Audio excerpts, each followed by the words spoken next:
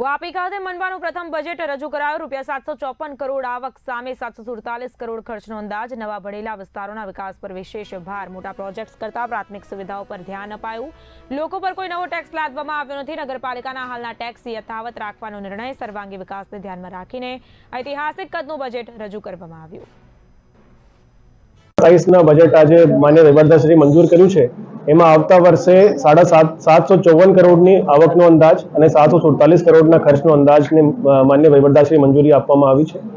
અને એમાં ખાસ કરીને બાંધકામ વિભાગના રોડના કામો, પાણી પુરવઠા માટે જેટલા આપણે જૂના નગરપાલિકા વિસ્તારમાં અપગ્રેડેશન અને નવા 11 ગામોમાં દરેક ઘર સુધી પાણીનું આયોજન, ડ્રેનેજમાં સ્ટોમ વોટર ડ્રેન બંને બાજુ નામદા કનકી અને બિલખાડીની લાઇનિંગ કરીને એને સ્મૂથ કરવાનું કામ અને ડ્રેનેજના જેટલા પણ મિસિંગ લિંક્સ છે અને નવા ગામો પણ ડ્રેનેજના કામો ખાસ કરીને ચણોદ અને ચીરી છેવાડામાં શરૂ થાય।